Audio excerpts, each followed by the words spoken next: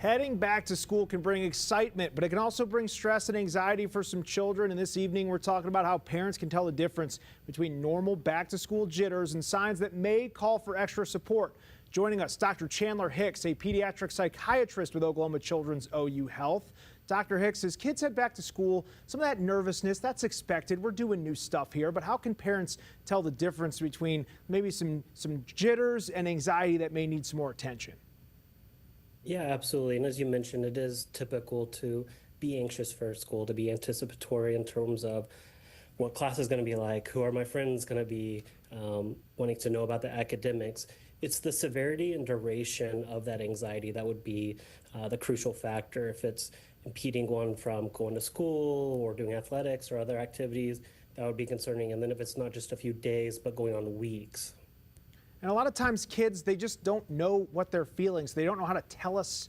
They don't know how to just come right out and say they're anxious. So maybe what are some signs parents might notice at home that could indicate that a child could be just having a tough time? Yeah, it could be a change in behavior in terms of isolating more, a lack of communication.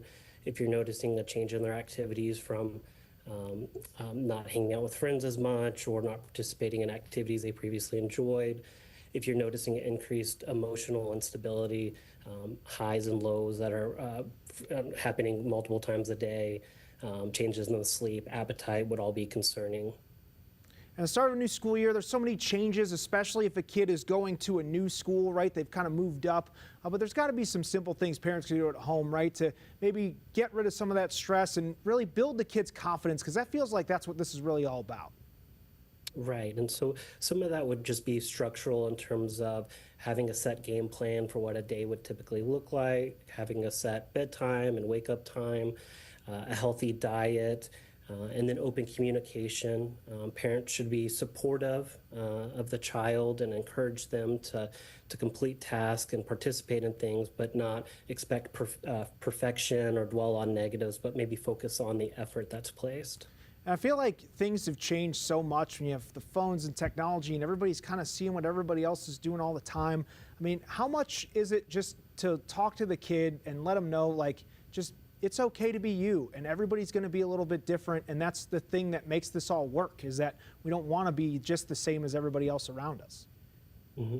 And I'm glad you brought up social media and technology use, because that can be a huge factor in mental health in terms of increased rates of depression, anxiety. And so I think you're correct in that parents should encourage their children to be themselves and be supportive of that, and maybe place limitations on some of the technology use so that there's not this level of comparison there, but children are being active and hanging out with their family and friends and doing other activities that are more in-person based. When do parents need to call a mental health professional? At what point do you think they need to be doing that? So there's different thresholds, but if there's any acute concern, if a child is mentioning thoughts to hurt themselves or other people, then that should prompt immediate attention, which could be at the OU emergency department or any of the local emergency departments.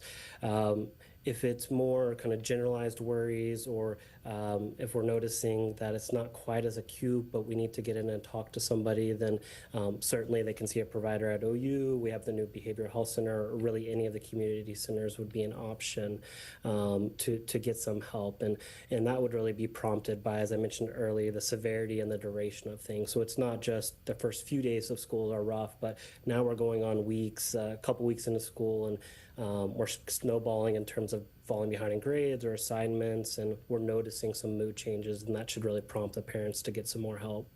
Dr. Hicks, we appreciate it. Thank you for helping our kids step into the classroom confidently and feeling good. We appreciate your time today. Absolutely. Thank you for having me.